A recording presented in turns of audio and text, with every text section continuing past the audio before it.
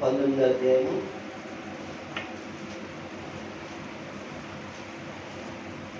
ఆదికాండము 19వ అధ్యాయము 19వ వచనం. నా ప్రాణము రక్షించుట వలన, ఆదికాండం 19వ అధ్యాయం 19వ వచనం. నా ప్రాణము రక్షించుట వలన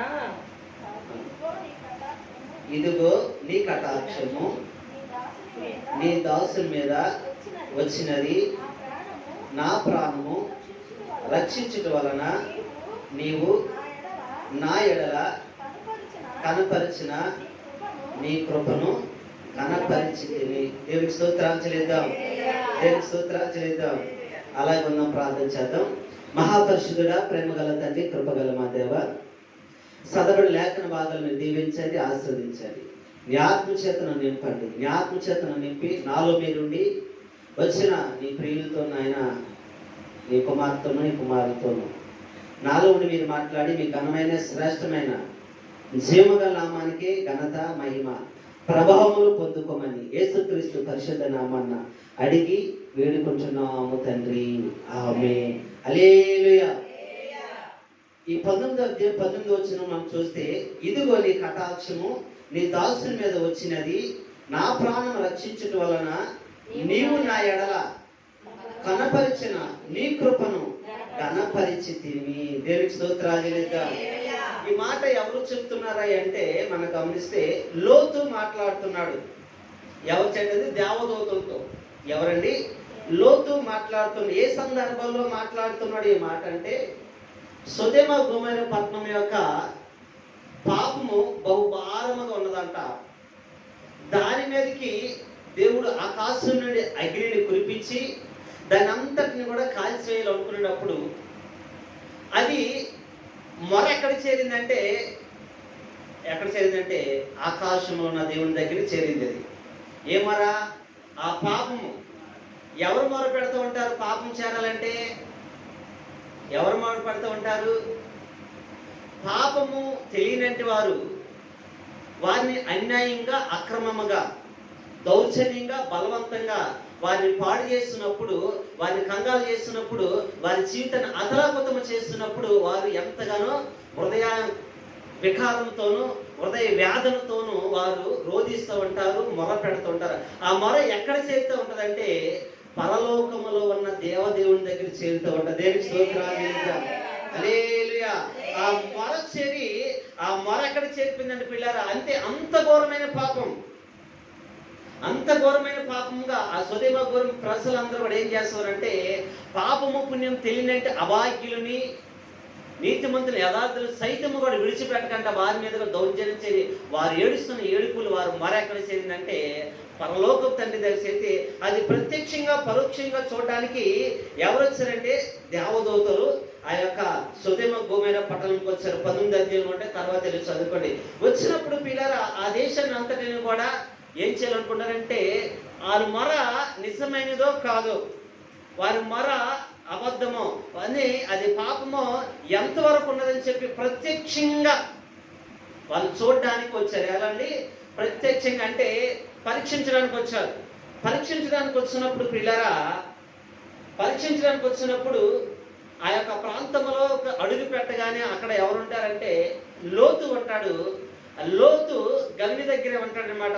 ద్వారం దగ్గర ఉంటాడు బయట. ఆ గవిని దగ్గర రాగానే సాయిచాయి పడి వారిని తీసుకెళ్లి ఇంటిలో చేరుస్తుంటారు. అయితే రాత్రి జాము పొద్దు ఉంగుతూ ఉంటుంది. రాత్రి జాము అవగానే ఈలోపు సొదొమ ప్రజలందరూ, చిన్నలేమి పెద్దలేమి వృద్ధాప్యం ప్రతి ఒక్కరూ అక్కడ రాసి ఉంటాయి అనమాట.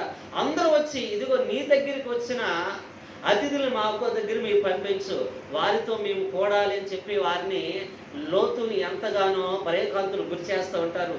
లోతు చక్కటి మాట మాట్లాడతాడు. అయ్యా, నాకు 2 యవ్వన కుమార్తెలు ఉన్నారు, వారికి ఇంకా వివాహాలు కాలేదు. మీ చిత్తం అయితే వారిని ఇద్దరిని మీకు అప్పచెప్తాను, వారిని మీకు ఇష్టం వచ్చినట్టు చేసుకోండి, కానీ అతిథిగా వచ్చినట్టు వారి జోలికి మనము పోగాడదని చెప్పి మర్యాదపూర్వకంగా, గౌరవపూర్వకంగా వారి ప్రతిమలాడుతూ చెప్తున్నప్పటికీ కూడా ఆ యొక్క సొదొమ గొమొర్రా ప్రజలు వినరు. అయితే ప్రియులారా, ఇంకా ఆయన దౌర్జన్యం చేసి ఇంకా ఏది చేయాలనుకున్నప్పుడు ఈ లోపు దేవతలు ఏం చేస్తారంటే పిల్లరా, లోతు చేయబడి వెనకలాగి ఆ తలుపు వేసి వారికి అంధకారాన్ని కలగజేస్తూ ఉంటాడు. దేవునికి స్తోత్రాలు చెల్లిద్దాం. అయితే వారు తెల్లవారు వరకు కూడా వారు కానరాదు, వారు ఎత్తుకుంటూనే ఉంటారు. అది తెల్లవారుతున్నప్పుడు లోతుతో మాట్లాడుతూ ఉంటారు. ఈ ప్రాంతాన్ని మేము ఏం చేయాలనుకుంటున్నామంటే, ఇదిగో ఈ యొక్క ప్రాంతాన్ని మేము పాడు చేయాలని చెప్పి అనుకుంటున్నాం, కాల్చేయాలనుకుంటున్నాం. కాబట్టి నీ బంధువులు ఎవరున్నారు, రక్షమ్మలు ఎవరున్నారో వాళ్ళని తీసుకుని దూరంగా వెళ్ళిపోని చెప్తున్నప్పుడు ఆయన అంటే, నాకు 5 కుమారులు ఉన్న నా భార్య నేను, అయితే 2 అల్లుళ్ళు కూడా ఉన్నారంటే వారిని కూడా తీసుకురామని చెప్పంటే వారు రమ్మనే రాదు, వారు ఎదురువాళ్ళలో చూస్తుంటారు. పైన ఉంటాయని మాటల పిచ్చి వాళ్ళలో చూస్తూ ఉంటారు. అయితే వారు రాకపోతే ఇదిగో తెల్లవారిపోతుంది కాబట్టి పొద్దు రాకముంటే నువ్వు ఏం చేయాలంటే ఇది గవిని దాటి దూరంగా పాల్పో అంటే పిల్లరా, అప్పుడు ఈ మాటలు మాట్లాడుతుంటాడు. ఏ మాటలు అంటే మనం చదువుకున్నాం కదా, ఏ మాటలు అంటే లోతు ప్రభువా అలాగూ కాదు, ఇదిగో నీ కటాక్షము నీ దాసుని మీద వచ్చింది. ఏంటంటే నీ కటాక్షం దాసునికి వచ్చేసింది. కటాక్షం అనగా చూడటం. నీ చూపు నన్ను చూస్తుంది, నువ్వు నన్ను చూసావు, ఈ ప్రాంతంలో నన్ను చూసావు కాబట్టి నీ కటాక్షం నా మీదకి వచ్చింది. ఈ ప్రాంత ప్రజలందరితో నేను కూడా ఒకరివేలే కాకుండా, ఈ ప్రాంతంలో ఉన్న జనులతో నేను ఒకరివేలే, నా కుటుంబం ఒకరివేలే కాకుండా నీ చూపు ప్రత్యేకించి నన్ను చూసింది, నీ కటాక్షము నా మీద ఉందని చెప్పి లోతు మాట్లాడుతుంది. దేనికి స్తోత్రాలు హల్లెలూయా. ఈ మాటలు బట్టి మనం ఏం గమనించాలి? 100 మందిలో ఉన్నా, 10,000 మందిలో, 1,00,000 మందిలో ఉన్నా ప్రభు కటాక్షం మన మీదకు రావాలి. దేనికి స్తోత్రాలు నువ్వు ఎక్కడున్నా సరే ప్రభుని చూడాలి. అది మరణాకాంతం అవ్వచ్చు, భయకాంతుల ప్రదేశం అవచ్చు, శ్రమల కులం అవ్వచ్చు, ఇదో అనేక తెగులు మధ్యలో నువ్వు నివసించినప్పటికీ ప్రభు కటాక్షం ఏమాలంటే నీ మీదకి రావాలి. అది చూపు నిన్ను చూడాలి. దేనికి స్తోత్రాలు హల్లెలూయా. ఇప్పుడు ఆ ప్రాంతంలో, ఆ దేశంలో సోదమ గోమర పట్ల కొన్ని వేల మంది, కొన్ని 1,00,000 మంది నివసిస్తున్నారు. కానీ ఎవరి మీదకి వచ్చిందంట కటాక్షము? లోతు మీదకి వచ్చిందంట. దేనికి స్తోత్రాలు అదే లోతు పడుతున్నాడు, అయ్యా నీ దాసుని మీద నీ కటాక్షం వచ్చి ఉన్నది. దేనికి స్తోత్రాలు కటాక్షం నన్ను చూస్తుంది, నీ చూపు కాబట్టి అయ్యా నీ తర్వాత చెప్తున్నాడు, నా ప్రాణము రక్షించడం వలన నీవు నా ఎడల కనపరిచిన నీ కృపను కనపరిచిన. దేవుడికి స్తోత్రాలు. నువ్వు నన్ను చూసావు, నా ప్రాణం రక్షిస్తావు నా కాబట్టి నీ కృపను బట్టి అయ్యా నేనేం చేస్తానంటే నేను గణపరుస్తాను. ఏం చేస్తాండి? గణపరుస్తాను. హల్లెలూయా. కటాక్షం రావాలంటే ప్రియులారా దేవుని దృష్టిలో మనం ఉండాలి, మనుషుల దృష్టిలో ఉండగాడు. అక్కడ అద్భుతమైన మాటలు ఉన్నాయి పరిశుద్ధ గ్రంథాలు. దీంట్లో అంతా చూసుకుంటే వారి మధ్యలో ఉన్నప్పటికీ ఆయన ఒక చక్కటి మాట్లాడి, నీ చూపు నన్నే చూసింది, నా కుటుంబాన్ని చూసింది అయ్యా, నీ కృప నా ఎడలో ఉంది, నేనేం చేస్తున్నప్పుడు కనపరిచితుని. దేనికి స్తోత్రాలు మనము కూడా పిల్లరా సమాజంలో ఒకరి వెళ్ళి ఉన్నాం, అందరితో నివసిస్తున్నాం, అందరి మధ్యలో ఉన్నాము. కానీ ఎక్కడో కురుగుడుసులు ఉండి మనము, ఎక్కడో రేకుల చెట్లు ఉండి మనల్ని, ఎక్కడో మనకి సరైన వసతి లేకుండా, సరైన సౌకర్యం లేకుండా, 10 మందిలో గౌరవం లేకుండా, 10 మందిలో అధికారం మన దగ్గర లేకుండా, 10 మందిలో మన గురించి చెప్పుకునే వారి దగ్గర మనకు లేదు మన స్థితి. అయినప్పటికీ ఆ కనికరమైన దేవుడు, కృపగల దేవుడు, జీవాధిపతి పరలోకం నుండి ఎవరిని చూసాడంటే ఈరోజు మనందరి మీద ఆయన కటాక్షం వచ్చింది. దేవునికి స్తోత్రాలు హల్లెలూయా. ఆయన చూడబట్టి ఆయన కృపలో మనం ఏం చేసామంటే రక్షింపబడ్డాము, ఆయన కృపలో మనము సజీవులుగా ఉన్నాము. దేనికి స్తోత్రాలు సజీవులుగా ఆయన మనం చూశాడు కాబట్టి, ఆయన కృప మనమే ఉంది కాబట్టి మనం ఏం చేయాలి? లోతు వలె మనం నిత్యము కూడా ఆయన కృపను బట్టి మనము ఆయన నామాన్ని కనపరచాలి. దేనికి స్తోత్రాలు కనపరచాలి. ఏమైనా కనపరచాలంటే దావీదు కీర్తన ద్వారా చక్కగా కనపరుస్తూ ఉంటాడు ఆయన్ని. ఏమైనా కనపరుస్తుంటే కీర్తన గ్రంథం 18 మొదటి వచనంలో ఉంటుంది చూడండి. 1-2 వచనంలో దావీదు అంటాడు, యెహోవా చదవండి, యెహోవా నా బలమా నేను నిన్ను ప్రేమించుచున్నాను, యెహోవా నా శైలము నా కోట నన్ను రక్షించువాడు, నా కేడుము నా రక్షణ శృంగము నా ఉన్నత దుర్గము నా దేవుడు నేను ఆశ్రయించిన నా దుర్గము. దేనికి స్తోత్రాలు దేనికి స్తోత్రాలు ఎంత గొప్పగా చూడండి. ఏం చేస్తున్నాడండి? ఘనపరుస్తున్నాడు నామాన్ని.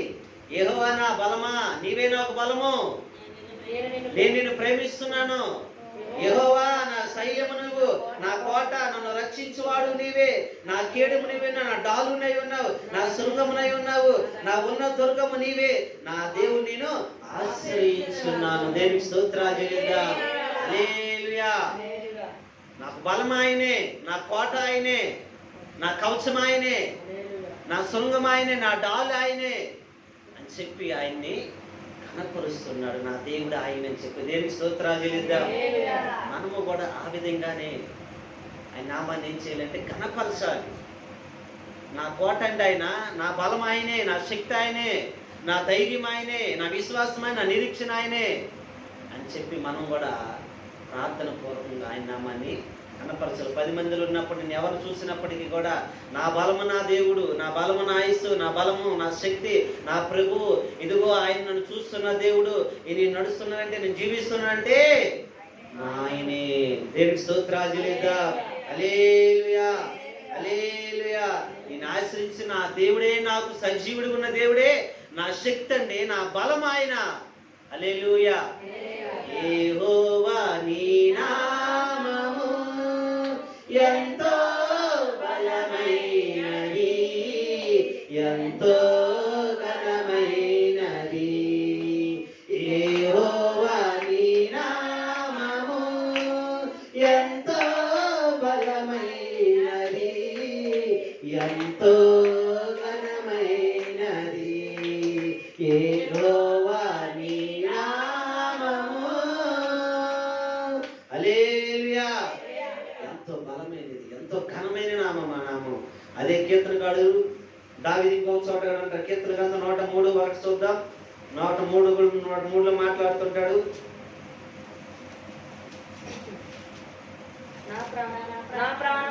నా ప్రాణమా యెహోవాను సన్నుతించుము, నా అంతరంగమున సమస్తమా ఆయన పరిశుద్ధ నామమును సన్నుతించుము. నా ప్రాణమా యెహోవాను సన్నుతించుము, ఆయన చేసిన ఉపకారములలో దేనిని మరవకము. ఆయన నీ దోషములన్నిటిని క్షమించువాడు, నీ సంగపటులని కుదించువాడు. దేనికి స్తోత్రాలు చెల్లిద్దాం. హల్లెలూయా, హల్లెలూయా. సమాధిలో నుండి నీ ప్రాణమును విమోచించుచున్నాడు ఆయన. మన సంకటములన్నీ కుదిర్చేవాడు ఆయన. ఆయన చేసిన ఉపకారాలు దేనిని కూడా మనం మరొకంట నిత్యమైన ఏం చేయాలండి? స్తుతించాలి, కనపరచాలి, మహిమపరచాలి.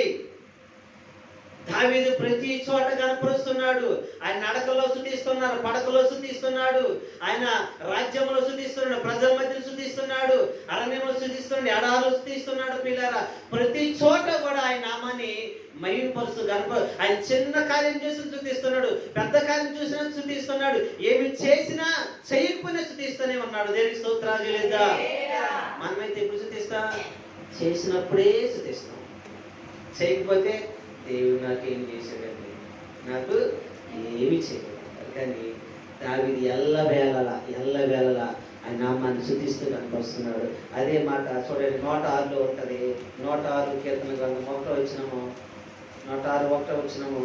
యెహోవా దయాళుడు, ఆయనకు కృతజ్ఞతాస్తుతులు చెల్లించుడి, ఆయన కృప నిత్యముండును. యెహోవా పరాక్రమ కార్యములు ఎవడు వర్ణింపగలడు? ఆయన కీర్తి ఎంతటిని ఎవడు ప్రకటింపగలడు?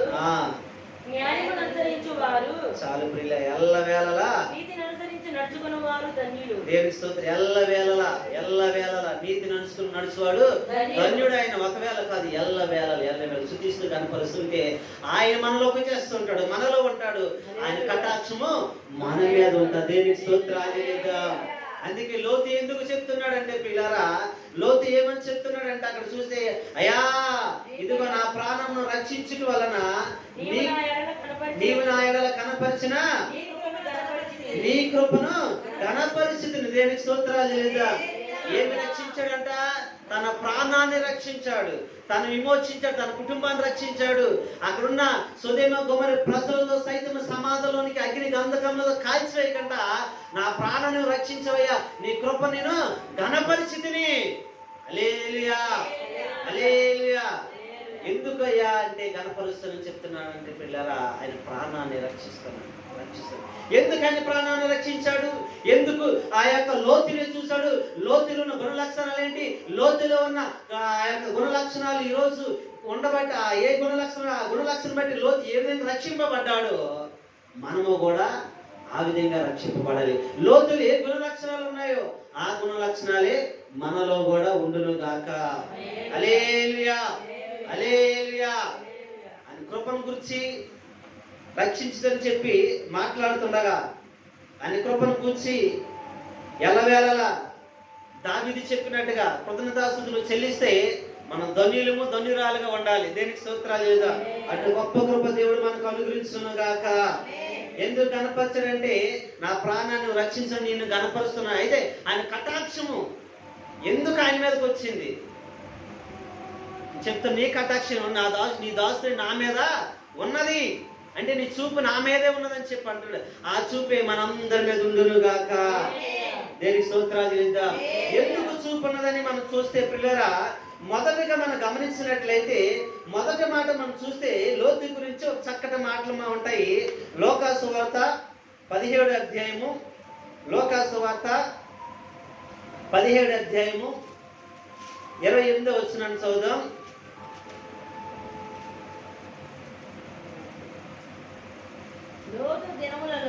లోతు దినములలో జరిగినట్లును జరుగును. జనులు తినుచు త్రాగుచు కొనుచు అమ్ముచు నాటుచు ఇండ్లు కట్టుచు ఉండేది. అయితే లోతు సొదొమను విడిచిపోయిన దినమున ఆకాశం నుండి అగ్ని గంధకములు కురిసి వారందరినీ నాశనము చేసెను. హల్లెలూయా.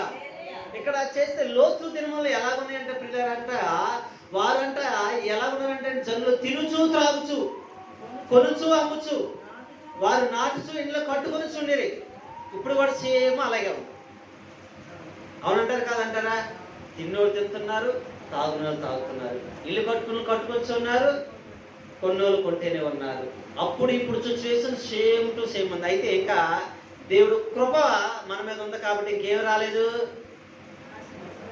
నాశనము రాలేదంట పిల్లరా. దేవుడు ఎప్పుడు ఇది వాడు ఎందుకు ఈ మాటలు వాడు ఎప్పుడు చెప్తున్నారు? లోతు దినములు ఎలా జరుగుతుంటే నా రాకడ అలాగే ఉంటది. లోతు దినములలో ఆకాశం అగ్ని గంధకముల చేత ఇదిగో సొదొమ గొమొర్రా దేశం ఏ విధంగా అయితే అగ్ని గంధకం కాల్చబడిందో ఆ విధంగా నా రాకడ అలాగే ఉంటది. సూచనలు తెలియపరుస్తున్నాడు. ఏం చేస్తాండి? సూచనలు తెలిపి. అయితే ఇక్కడ గురించి మనం చూస్తే లోతు ఏమేంటంటే అక్కడ మనం చదివితే లోతు సొదొమను విడిచిపోయాడంటే లోతు వల్ల రక్షింపబడ్డాడు. వారితో పాటు తింటూ తాగుతూ లేడు. అక్కడ ఏమి లేదండి, వారితో పాటు తిండి వాళ్ళతో తింటూ తాగి వెళ్తే తాగుతూ తందానాడు తంతూ ఇది ఇల్లు కట్టుకుంటూ ఉండలేదు. లోతు వారితో తిరగలేదు. వారి ఆచారాన్ని ఆయన ఆస్వాదించలేదు. వారి ఆచారాలు పాలవలేదు. వారు చేసిన ప్రతి ఆచారాన్ని పాల్గొనట్లేదు. ప్రజలు అక్కడ ఉన్నవారి వారు తిరిగి తాగు తందన ఆడుతుంటే వారితో గెంతలేదు. కొన్ని వేల మంది, కొన్ని లక్షల మంది అక్కడ ఉన్నప్పటికీ మాత్రం లోతు ఒక సపరేట్గా ఉన్నాడు, ప్రత్యేకంగా ఉన్నాడు. లోతు ఇదిగో తన క్రమాన్ని మరిచి ఇదిగో విరోధంగా ప్రవర్తించినట్టుగా లేదు. అందుకే దేవాది దేవుడు చెప్తున్నాడు, ప్రభువైన యేసుక్రీస్తు వారే మానవ శరీరానికి భూలోకంలోకి వచ్చినప్పుడు తన శిష్యులకు వెల్లడిపరుస్తున్నాడు.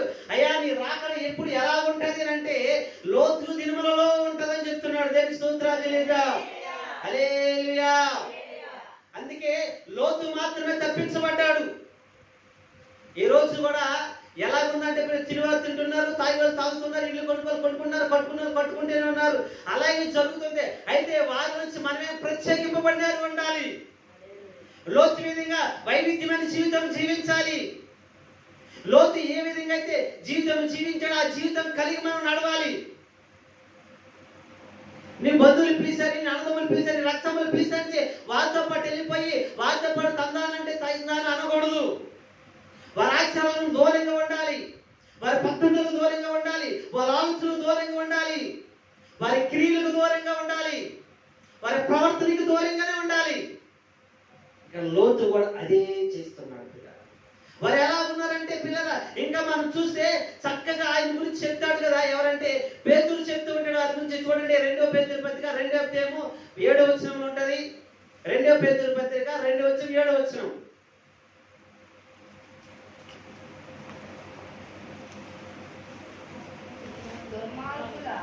దుర్మార్గుల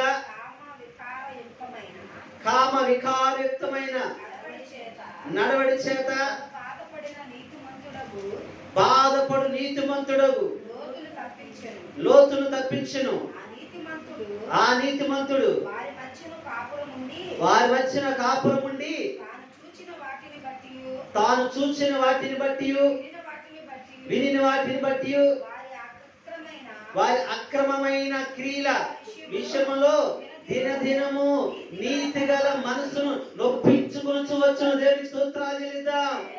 దినదినము వారి అతిక్రమములు, వారి క్రియలు, వారి మాటలు ఏంటంటే దినదినము నీతి గల మనసును ఒప్పించుకొస్తున్నాడు.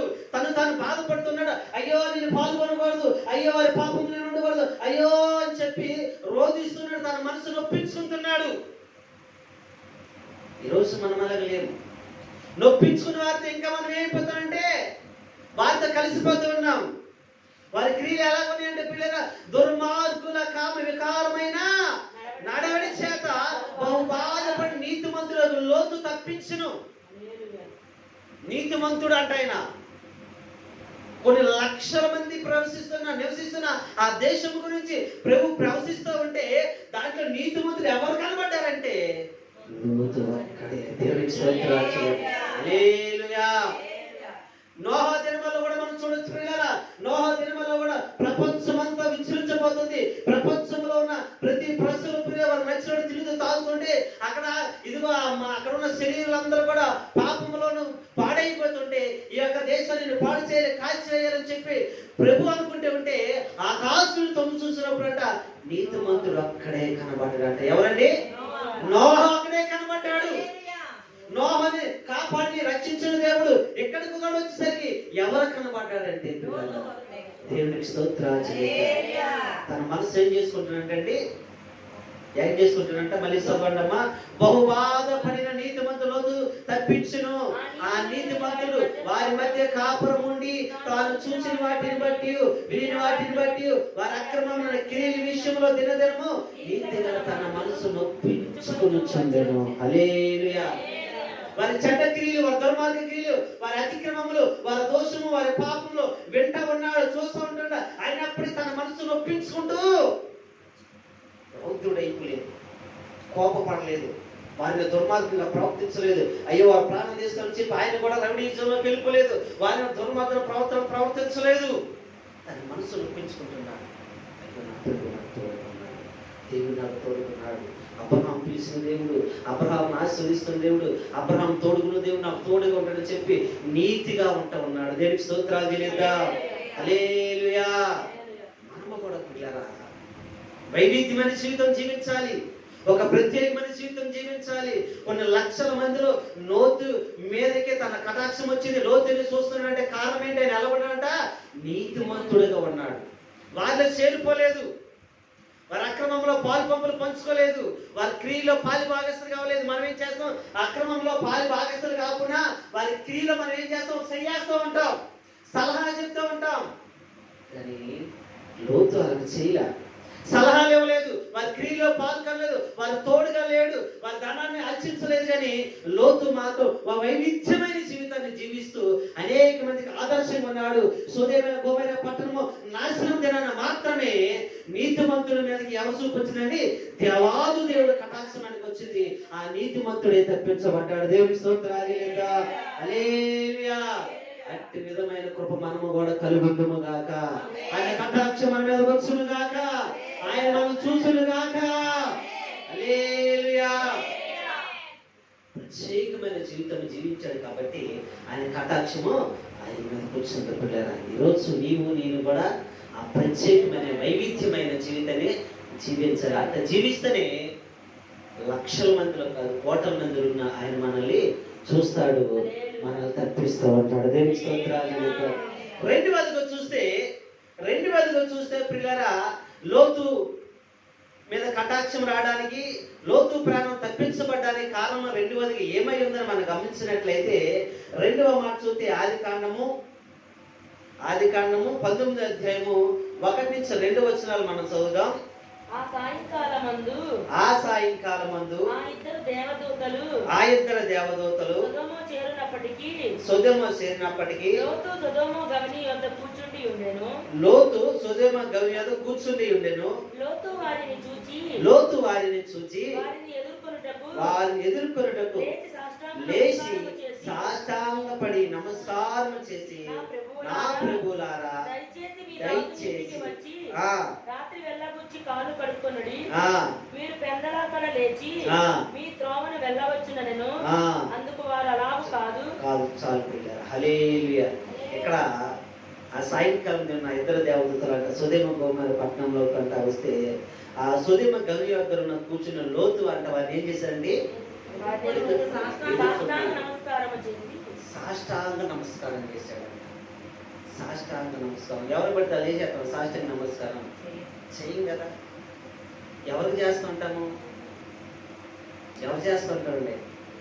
పెద్దవారు ఎన్నింటి వరకు చేస్తాం, లేదా మనకు మేలు చేసిన వారికి చేస్తూ ఉంటాం. మనకు మేలు చేస్తున్నారు, మనల్ని గుర్తించారు అన్ని వాళ్ళకి చేస్తూ ఉంటాం. కానీ ఇక్కడ ఇది ఆధ్యాత్మికమైన జీవితం. లోతు జీవించింది ఒక ఆధ్యాత్మిక జీవితంలో ఉన్నాడు, ఒక భక్తి జీవితంలో యథార్థమైన నీతిమంతుడు ఉన్నాడు. తను ప్రియులారా అబ్రాహామును విడిచిపెట్టి వచ్చినప్పటికీ కూడా ఆ దేవుని విడిచిపెట్టలేదు ఆయన. ఎవరు విడిచిపెట్టలేదండి? అబ్రాహాం అయితే విడిచిపెట్టి వచ్చేసాడు, కానీ ఇక్కడ వచ్చి దేవుని విడిచిపెట్టకుండా దేవుడితో నడుస్తూ దేవుని స్తుతి దేవుని ఘనపరుస్తున్నాడు. కాబట్టి ఆయన ఏం కనుక్కున్నాడంటే పిల్లరా, వాళ్ళు వచ్చినట్టు వాళ్ళు దేవదూతలని చెప్పి కనుక్కొని వారికి ఏం చేస్తుంటే సాష్టాంగపడి నమస్కరించాడు. దేవునికి స్తోత్రాలు. అది ఏ నేత్రాలతో నువ్వు చూడగలుగుతుంటావు? ఆత్మీయ నేత్రాలతో చూడగలుగుతూ ఉంటావు. లోక నేత్రాలతో నువ్వు చూడలేవు, డంబపు నేత్రాలతో నువ్వు చూడలేవు, నీలో ఉన్న అవివేకమైన నేత్రాలతో మనం చూడలేము, దోషంతో చూడలేము, పాపంతో చూడలేము. పవిత్రమైన పరిశుద్ధమైన నేత్రాలతో మాత్రమే ఆత్మీయ జీవితంలో దేవదూతలు మనం చూడగలుగుతుంటాం. దేవునికి స్తోత్రాలు. హల్లెలూయా. సాష్టాంగ నమస్కారం పడి వాళ్ళు బ్రతిమలాడి నా ఇంటికి వచ్చి వెళ్ళబోచ్చండి అని చెప్పాడంట. హల్లెలూయా. ఈరోజు మనకేం కావాలి? ఏ నేత్రాలు కావాలండి? లోకాన్ని చూసే నేత్రాలు కాదు మనకు కావాల్సింది. లోక ఆశలు చూసే నేత్రాలు కాదు, లోకంలో వస్తువులు చూసే నేత్రాలు కాదు. లోకంలో వైవిధ్యపరంగా ఉన్న అనేకమైనవి ఇదిగో మన కళ్ళుకి కనిపించి మనల్ని మోసం చేసే అనేకమైన విచిత్రమైన వైవిధ్యంతో కూడిన వస్తువులు వాహనాలు ఉన్నాయి. ప్రకృతి ఉంది, వాటిని చూడటం కాదు. కానీ మన నేత్రాలు దేన్ని చూడాలంటే పిల్లరా, మనం మోకరిస్తే ప్రభువుని సిలువలో వేసిన రక్తధారలే మనం చూడాలి. ఆ రక్తంలో మనం కడగబడాలి, ఆ రక్తంలో పరిశుద్ధ పడాలి. ఆయన పాదాలు పట్టుకొని మనం ప్రార్థన చేయాలి. దేవునికి స్తోత్రాలు. హల్లెలూయా. ఎప్పుడు చూడగలుగుతామంటే ఒక ఆధ్యాత్మికమైన జీవితం నువ్వు జీవిస్తే, ఒక పవిత్రమైన పరిశుద్ధమైన జీవితం నువ్వు జీవిస్తే, ఆ నీతిమంతుడిగా నేను ఉంటే పిల్లరా మనం మోకరించగానే ఎవరు చూడగలుగుతామంటే సాక్షాత్తు ప్రభువే మనకు కనబడుతూ ఉంటాడు. హల్లెలూయా. మనకెవరు కనబడతారు? కళ్ళు మూసామా ఏం కనబడుతుంటుందండి? కళ్ళు మూస్తే కొంతమంది మనసమే కనబడుతుంది, కొంతమంది కళ్ళు మూసి ఉంటే అబ్బా ఉండిన వంటలే కనబడుతుంటాయి, కొంచెం మంది కళ్ళు మూతే వస్త్రాలే కనబడుతుంటాయి, కొంచెం మంది కళ్ళు మూసి ఉంటే కొంతమందికి ఆ బంగారు ఎప్పుడు కొందామా, కళ్ళు మూసి ఉంటే కొంతమందికి చీరలు కనబడుతూ ఉంటాయి, కళ్ళు మూసి ఉండి కూడా ఇంకొందరికి ఏం కనబడుతూ ఉంటుంది? మంచి మంచి వాహనాలు కనబడుతూ ఉంటాయి. అది కాదు, మనకు కనబడితే ఎవరు కనబడాలంటే మనకు కనిపిస్తే దేవదేవుడినే చూడాలి. దేవునికి స్తోత్రాలు. ప్రభువైన యేసుక్రీస్తు వారిని మనం చూడాలి. ఆ రక్తంలో ఇదిగో సిలువలో వేయబడిన ఇదిగో ఆ ప్రభువైన యేసుక్రీస్తు వారిని మనం చూడాలి. ఆయన హస్తముల కింద మనం ఉండాలి. ఆ పాదాలు పట్టుకొని మనం ఏం చేయాలంటే సాష్టాంగపడి లోతుగా ప్రార్థన జీవితమే మనం జీవించాలి. దేవునికి స్తోత్రాలు. ఆ గొప్ప కృపలోకి మనం నడాలంటే ఒక వైవిధ్యమైన, ఒక పరిశుద్ధమైన, ఒక పవిత్రమైన జీవితం జీవించాలి. మన చుట్టుపక్కల 100 మందిలో ఉన్నా, 1000 మందిలో ఉన్నా, అనేక మంది మధ్యలో మనం నివసిస్తున్నప్పటికీ వారి మధ్యలో మనం వేరే ఉండాలండి. ఒక వైవిధ్యమైన, ఒక ప్రత్యేకమైన జీవితం జీవించాలి. అది ఎలాంటి? పరిశుద్ధమైనది, పవిత్రమైనది, నీతియుక్తమైనది, సత్యమైనది. ఆ జీవితం జీవిస్తే పిల్లరా నీతిమంతుడు, పరిశుద్ధుడు, పాపము లేనింటి వాడు, ప్రభువులకు రాజులకు రారాజు నిత్యము వేవేల దేవదూతలతో నిత్యము స్తుతులు అర్పించకపోతున్న ఆ పరిశుద్ధుడే దేవుడే మన ముందు ఆయన వాలిపోతూ ఉంటాడు. ఆయన దర్శనం మనం చూడగలుగుతుంటాం. దేవునికి స్తోత్రాలు చెల్లిద్దాం. హల్లెలూయా. ఆ దర్శనం చూసినట్టు వారు నీతిమంతుడిగా ఉన్న దానియేలు చూస్తూ ఉంటాడు, యేసుకేలు చూస్తూ ఉంటాడు, దావీదు చూస్తూ ఉంటాడు. వీళ్ళందరూ కూడా పిల్లలు వైవిధ్యమైన జీవితాన్ని జీవించారు. లోతు కూడా ఆ వైవిధ్యమైన జీవితం జీవించి సాగిలి పడ్డాడు. హల్లెలూయా. మనకు కూడా ఈ జీవితం కావాలంటే సాగిలి పడాలి. ప్రతి దగ్గర మోకరెళ్ళాలి, ప్రార్థన చేయాలి. మోకరెళ్ళి ప్రార్థన చేసి నా జీవితం చూడాలి. దేవునికి స్తోత్రాలు చెల్లిద్దాం. ఆత్మీయ నేత్రాలతో దేవుని చూడగలుగుతున్నాను. భౌతికమైన నేత్రాలతో దేవుని మనం చూడలేదు. ఎవరిని చూడలేండి, దేవుని చూడలేవు. అది కావాల్సింది ఒక పరిశుద్ధమైన, ఒక పవిత్రమైన, నీతియుక్తమైన కనులే మనకు కావాలి. దేవునికి స్తోత్రాలు చెల్లిద్దాం. అంటే గొప్ప కృప మనకు దేవుడు అనుగ్రహించును గాక. అంటే ప్రార్థన మనం విడవకూడదు. పేతురు నీతిమంతుడైన లోతు గురించి చెప్పడానికి కారణం ఏంటి? పేతురు దుడుకు స్వభావం కలిగినట్టు వాడు. పేతురు తొందరపాటు ఎక్కువ, కంగారు పాటు ఎక్కువ. ప్రతి ఒక్కటి కూడా కంగారు, దుడుకుపాటే. అయినప్పటికీ ప్రభు యేసుక్రీస్తు వారు ఆరో నైపుణ్యం తర్వాత పేతురు స్వభావం మారిపోయింది, ఆలోచన మారిపోయింది. వైవిధ్యమైన జీవితం జీవిస్తున్నాడు. మోకరెళితే ఏం చూస్తున్నాడు? దర్శనాలు చూస్తున్నాడు. మోకరెళితే స్వస్థతలు, మోకరెళితే తనలో ఉన్న ఆత్మీయ జీవితాలు అనేకమైన చూస్తూ ఉన్నాడు. అంత ఆత్మలోకి నడిపింపబడ్డానికి కారణం ఏంటంటే ప్రార్థన, సాష్టాంగ పట్టం. హల్లెలూయా. ఒక చోట పిల్లరా అపోస్తల కార్యాలు ఉంటది. పేతురుకి ఆకలేస్తూ ఉంటది. ఒక శర్మగారు ఇంట్లో నివసిస్తుంటాడు పేతురు. అక్కడికి వెళ్ళి సువార్త చెప్తూ ఉంటాడు. 2 రోజులు వచ్చి ఉంటది. అయితే ఈ లోపు వంట చేస్తారు వాళ్ళు. వంట చేస్తుంటే పేతురు ప్రార్థన చేస్తుంటాడు. మిద్ది మీదకి ఎక్కి ప్రార్థన చేస్తుంటే పరలోక దర్శనం చూస్తూ ఉంటది. ఒక 4 వైపు 4 చెంగులు వచ్చి దాంట్లో అన్ని జంతువులు అన్ని వచ్చి దాని పడుతూ ఉంటాయి. పేతురు నచ్చింది తీసుకుంది అంటే ప్రభు ఏనుడైనా నేను అలా తిన్నానా అంటావు. ఆ దర్శనం వస్తూ ఉంటది. నేను తినమంటే నువ్వేంది దాన్ని ఎంచుతూ ఉంటున్నా? అపవిత్రమైంది ఎట్టా అంటున్నా? నేను తినమంటాను కానీ వెంటనే అక్కడ ఇంకో దర్శనం, అక్కడ ఉన్న ఇంకొక రాజుకి, ఒక సైన్యాధిపతికి ఒక దర్శనం వస్తుంది. సైన్యాధిపతి పేరు కొరింథియా. సైన్యాధిపతి ఉంటాడు ప్రియులరా, ఖాత వస్తూ ఉంటుంది. ఆయన పేరు కొర్నేలు. నీతిమంతుడికి ప్రశ్న, ఆయనకు దర్శనం వస్తాయి. ఇదిగో శర్మకాండ ఇంటో పేతురు ఉన్నాడు, ఇదిగో నీ దాసుని పంపించి అక్కడ తీసుకొచ్చి అక్కడ నువ్వు తీసుకొస్తే ఆయన బోధిస్తూ ఉంటాడని చెప్తూ ఉంటాడు. అంటే ఏ జీవితం జీవిస్తున్నాడు కొర్నేలు? నీతిమంతులుగా, ప్రార్థన పూర్వకంగా ఉన్నారు వాళ్ళు. హల్లెలూయా. ఆ జీవితం మనము చూడాలి. ఆ కృప మనము పొందుకోవాలంటే కావాల్సింది ఏంటంటే ఆత్మీయ నేత్రాలు కావాలి. సాహిత్యంగా పడాలి. మనం ఎక్కడ పడాలి? దేవుని సన్నిధిలో సాహిత్యంగా పడాలి. దేవుని నిత్యం ప్రార్థనలో ఉండాలి. అలా ఉన్నప్పుడే మనం ఎప్పుడు కూడా పిల్లరా ఆత్మీయ నేత్రాలు కలిగి ప్రభు దర్శనం ప్రభుని చూడగలుగుతూ ఉంటాం. ఇక్కడ కూడా పిల్లరా ఆ పట్టణం మీదకి వస్తున్నప్పుడు ఏం చేస్తాడంటే లోతు సాహిత్యంగా పడ్డాడు. దేవునికి స్తోత్రాలు చెల్లిద్దాం. ఒకటేమో లోతు ఎలా ఉన్నాడండి? నీతిమంతుడుగా వైవిధ్యమైన జీవితం జీవిస్తున్నాడు. ఎక్కడున్నాడు? అనేక మంది అతిక్రమములు క్రియలు దుర్మార్గులుగా ఉంటుండగా, పాప క్రియలతో ఉంటుండగా, వారు నచ్చినట్టు జీవిస్తూ ఉంటుంటే దుర్మార్గుల మధ్యలో ఒక్కడ మాత్రం నీతిమంతుడు ఉన్నాడు. అంతేకాదు ఆ దేశంలోకి వచ్చినప్పుడు దేవదూతలను మాత్రం ఆయన ఆత్మీయ నేత్రాలు చూసి ప్రభు దగ్గర సాష్టాంగ పడ్డాడు. కానీ ప్రియులారా మనం చూస్తే వీళ్ళు మాత్రము సాష్టాంగ పడట్లా. ఎవరు సాష్టాంగ పడలేదు?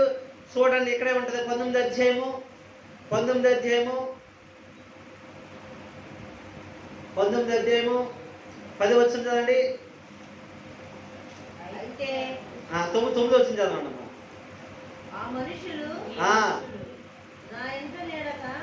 నా ఇంటి నీడకు వచ్చి ఉన్నారు. వారు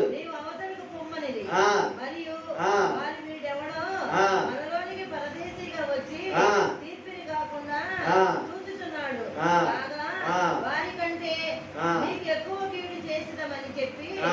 లోతు ఆ.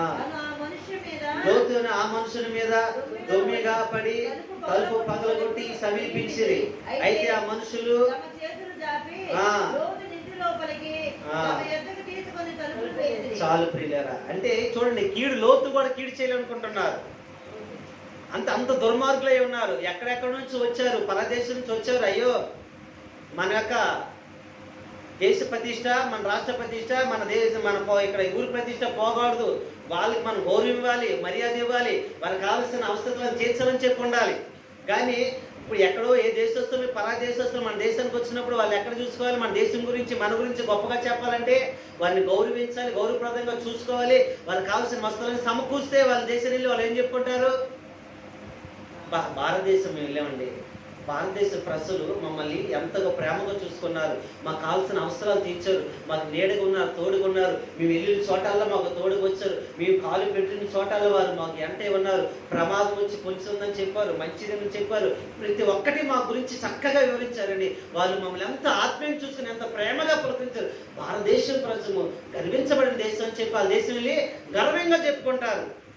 అదే వచ్చినట్టు వారిని మనము వచ్చి దౌర్జన్యం చేసి వారు తీసుకొచ్చిన వస్త్రాలు తీసుకొని వారిని దోసుకొని వారిని పాడు చేసి వారిని కొట్టి తిట్టి పంపించాం అనుకోండి, ఆ దేశం ఏం చేస్తూ ఉంటారు, ఆ భారతదేశము చెడ్డ దేశము, పాడైపోయిన దేశం, మమ్మల్ని అగౌరవపరిచారు, మమ్మల్ని తీసుకెళ్ళి దోసుకెళ్ళిపోయారు, ఆ దేశం హీనమై ఉంది, ఆ దరిద్రమైందని చెప్పి లేనిపోయిన అబద్ధాలు కూడా వేస్తుండే. ఇప్పుడు వీళ్ళు వచ్చిన వాళ్ళు కూడా దేనికి వచ్చారు, దేవదూతలు పరీక్షించడానికి వచ్చారు, ప్రత్యక్షంగా పరీక్ష చూడడానికి వచ్చారు. ఇప్పుడు అది నిజమైందా అబద్ధమైందా, వారు కీడి చేయాలనుకుంటారు. అంటే వారి తారతమ్యం లేదు, మనిషి మగవాళ్ళ పురుషుల ఆడవాళ్ళ తారతమ్యం లేదు వాళ్ళకి. ఎవరైతే మాకేంటి వారిని దోచుకోవాలి, వారిని పాడు చేయాలని చెప్పి మనసు కలిగి ఉన్నారు ప్రియులారా. అయితే లోతు మాత్రము వారికి సాగిలిపడి ఉన్నాడు, వారితో చేరలేదు. దేవునికి స్తోత్రాలు చెల్లిద్దా.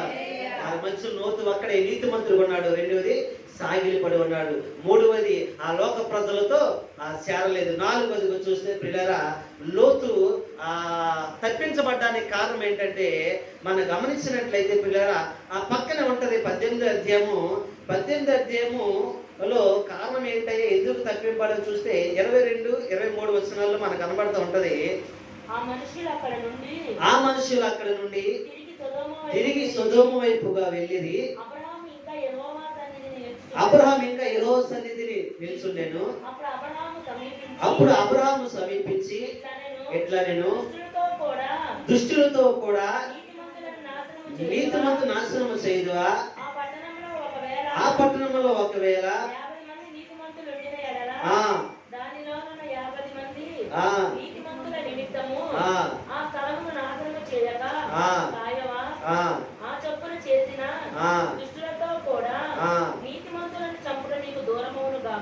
చాలు ప్రియులారా, హల్లెలూయా. ఇక్కడ చూస్తే ప్రియులారా లోతు తప్పించడానికి కారణం ఒకటి నీతిమంతుడు, ఆయన కటాక్షమైంది, 2 దుష్టులతో చేరలేదు, అయితే 3 సాగిలి పడ్డాడు. 4వది వస్తే ఇంకొక కారణం ఏంటంటే ప్రియులారా ఆయన గురించి అబ్రహాము ప్రార్థన చేస్తున్నాడు. అబ్రహాము కూడా ఏం చెప్తున్నాడు, లోతు నీతిమంతుడే. దేనికి స్తోత్రాలు చెల్లిద్దాం. అబ్రహాము కూడా ఏమొప్పుకుంటాడండి, లోతు నీతిమంతుడేనయ్యా, ఇదిగో ఆ లోతు నీతిమంతుడు నువ్వు రక్షించు, కాపాడని చెప్తున్నాడు. పిల్లరా ఈ రోజు నీవు నీతిమంతుడు అవ్వచ్చు. అబ్రహాము నీతిమంతుడు, ధనవంతుడు, ఐశ్వర్యవంతుడు. మనము నీతిమంతులు, ఐశ్వర్యవంతులు అవ్వచ్చు. దేవుడు నీతో నిత్యం మాట్లాడవచ్చు, నువ్వు ప్రవచనాలు చెప్పవచ్చు, దేవుడితో నువ్వు మాట్లాడి ప్రార్థనలు 24 గంటలు ఉండొచ్చు. అయితే నువ్వేం చేయాలి, ఏం చేయాలి చెప్పాలి. మీరేం చేయాలి చెప్పాలండి. ఏం చేయాలి, నీతిమంతుల కొరకు ప్రార్థన చేయాలి, నీ బంధువుల కొరకు ప్రార్థన చేయాలి, రక్షణల కొరకు ప్రార్థన చేయాలి. అయ్యో నీ నీతిమంతుడు, నీ ఐశ్వర్యవంతుడు కదా, దేవుడు నాకు తోడుకున్నాడు చాలే, వారు ఎలా పోతే పోనీ వదిలివేయకూడదు, విడిచిపోకూడదు. నీ ప్రార్థన ఆలకిస్తూ నీకు తెలిసినప్పుడు నువ్వేం చేయాలంటే వారి కొరకు నువ్వు ప్రార్థన చేయాలి. నీ ప్రార్థన దేవుడు ఆలకించి గొప్పగా జవాబిస్తానంటే ఇదిగో నువ్వేం చేయాలంటే దేవుడి దగ్గర నువ్వు వెళ్ళి మొరపెట్టాలి, బ్రతిమాడాలి. హల్లెలూయా.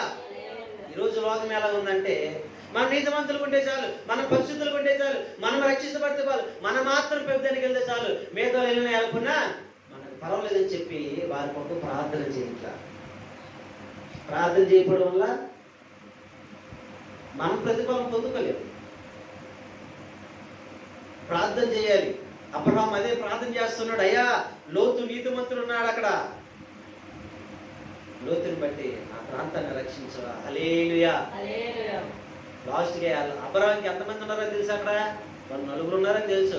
50 నుంచి స్టార్ట్ చేసుకుంటూ వస్తాడు. ఎన్నిసార్లు బతిమలాడుతూ దుమ్మునయ్యా, దూలునయ్యా, కోపడినంటే అని చెప్పి 18 అధ్యాయం అంతా కూడా ప్రార్థన బతిమలాడుతూనే ఉంటాడు. హల్లెలూయా. మనము కూడా ఎవరి కోసం ప్రార్థన చేయాలంటే పిల్లరా, నీ బంధువుల కొరకు, నీతిమంతుల కొరకు కూడా ప్రార్థన చేయాలి. నీతిమంతులు అంటే ఎవరు? దేవుని ఎరిగినట్టు వారు ఉన్నారు, ఎరగలేనట్టు వారు ఉన్నారు, లేదా నీకు తెలిసినట్టు వారు, నీ వారు కూడా ప్రార్థన చేయాలి.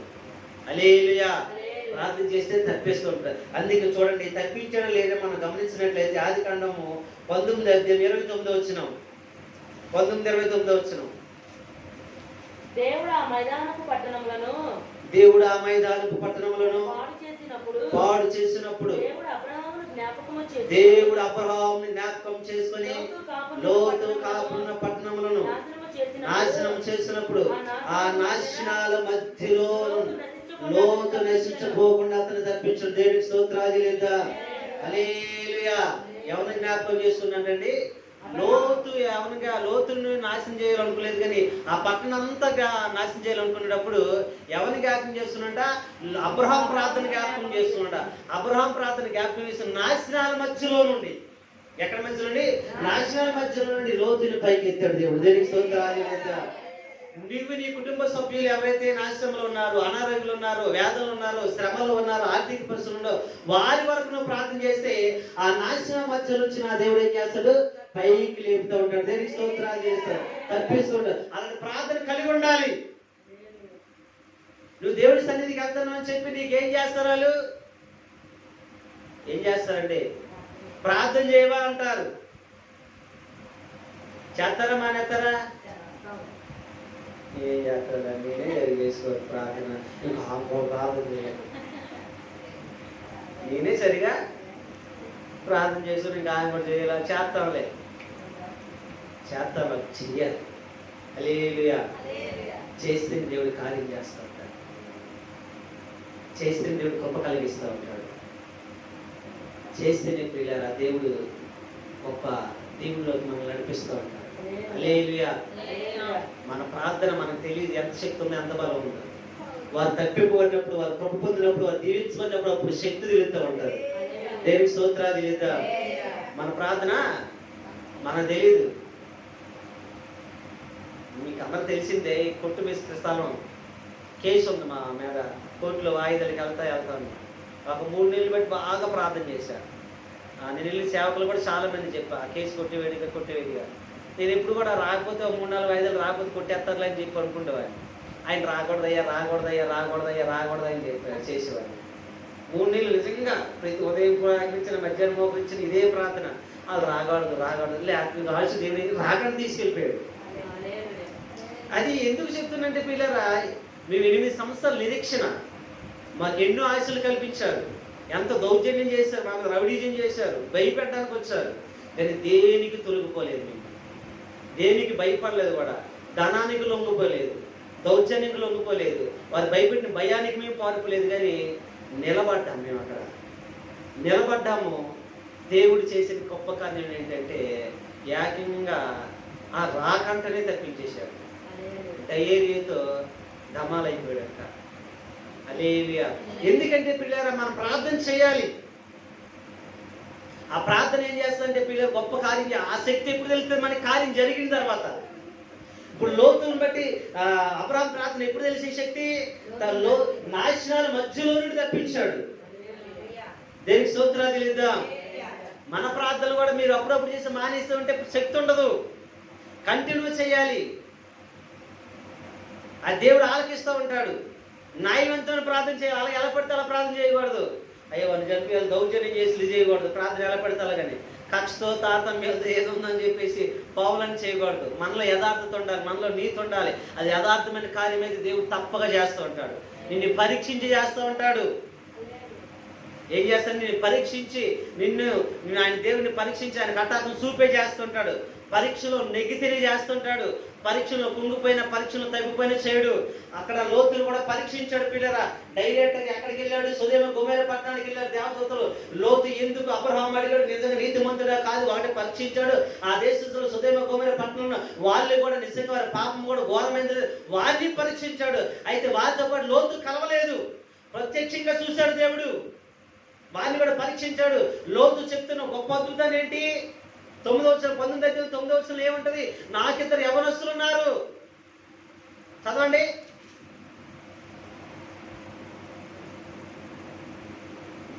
చదవండి 19:9 ఆదికాండం. ఈ మనుష్యులు నా ఇంటి నీడకు వచ్చి ఉన్నారు కనుక వారిని మీరేమి చేయకూడదని చెప్పాను. వారు నీవు అవతలికి పొమ్మనిది, మరియు వారు వీడెవడో మనలోని పరదేశిగా వచ్చి తీర్పరిగా నుండి కాదు 8వ వచనం చదవండి. ఇదిగో పురుషుని కూడా ఇద్దరు కుమార్తెలు నాకున్నారు, సెలవైతే వారిని వద్దకు వెలుపలకు తీసుకొని వచ్చేది. చాలు పిల్లరా. ఏంటండి? నాకిద్దరు యవనస్తులు ఉన్నారు, పురుషుని కూడలేదు, పురుషుని ఎరగలేదు. ఎవరున్నారు ఆయన దగ్గర? అప్పటికి దేవదూతలు ప్రత్యేకంగా నీతిని చూస్తున్న యథార్థం చూశారు పిల్లరా.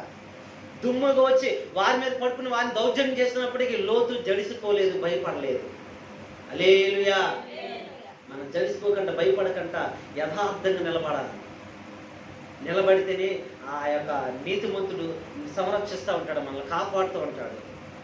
వాళ్ళని కాపాడడానికి తాను కుమార్తెను బలి చేసేస్తున్నాడు. ఏం చేస్తున్నాడండి? కుమార్తెను బలి చేసేస్తున్నాడు. మనలో ఒక్కొక్కసారి మన మీదకి వస్తూ ఉంటాయి, నిన్ను పరీక్షించడానికి వస్తూ ఉంటాయి. మనం ఏమవ్వాలి? వారి కొరకు కొన్నిసార్లు మనం మాటలు పడాలి, వారి కొరకు మనం కొన్నిసార్లు అనేకమైన గాయాలు కాపాడాల్సి వస్తుంది, వారి కొరకు మనం కొన్నిసార్లు మనం కూడా రోడ్డు పాలైపోతాం. అయినప్పటికీ నువ్వేం చేయాలంటే నీ యథార్థతని నిలబెట్టాలి. హల్లెలూయా. లోతు అక్కడ నిలబడ్డాడు కాబట్టి నాశనాల మధ్యలో నుంచి తప్పించాడు. దేవునికి స్తోత్రాలు. హల్లెలూయా. మొదటగా చూస్తే ఎందుకు లోతుని మీద కటాక్షం ఉందని చూస్తే మీరు లోతుకి ఏం కలిగి ఉన్నాడు? మొదట నీతిమంతుడు ఉన్నాడు. రెండవదిగా దుర్మార్గులతో సావాసం చేయలేదు. మూడవదిగా ఏమున్నాడు? సాగిలి పడ్డాడు. నాలుగవదిగా అబ్రహాం ప్రార్థన ఆయన్ని నాశనాల మధ్యలో నుండి కూడా తప్పించడం ఒక కారణమైంది. దేనికి స్తోత్రాలు చేయలేదా? మనము కూడా ఈరోజు ఏం చేయాలి? ఏం చేయాలండి? దుర్మార్గులతో మనం కూడా కూడిపోకూడదు. ఒక వైవిధ్యమైన జీవితం కలిగి ఉండాలి. నీ గురించి నా గురించి నీతిమంతుని ఎవరు అనాలి? ప్రత్యక్షంగా పరోక్షంగా మనం చూసినట్టు వారు, చూడలేని వారు మాట్లాడుకోవాలి. మూడవదిగా సాగిలి పడాలి. నాలుగవదిగా ప్రియులారా ఏం చేయాలంటే నీ యథార్థత నిలబడాలి. అంతేకాదు కానీ మనం కూడా అనేక మందికి ప్రార్థన చేసి వాళ్ళు ఉండాలి. దేవునికి స్తోత్రాలు చెల్లిద్దా. అందుకే నా ప్రాణాన్ని రక్షించినందుకు నేను ఏం చేస్తానంటున్నాడు? ఘనపరుస్తాను. దేవునికి స్తోత్రాలు చెల్లిద్దా. 5 మాటలు మన ఉదయాలు నీరు పెట్టి భరించును గాక. ప్రార్థన చేద్దాం. ఎవరికాలు ప్రార్థన చేద్దాం. ఎవరికాలు కొద్ది నిమిషాలు చెప్పిన కొద్ది నిమిషాలు మాటలు బట్టి ఎవరికాలు ప్రార్థన చేద్దాం. ఎవరికాలు ఒక చిన్న ప్రార్థన చేద్దాం.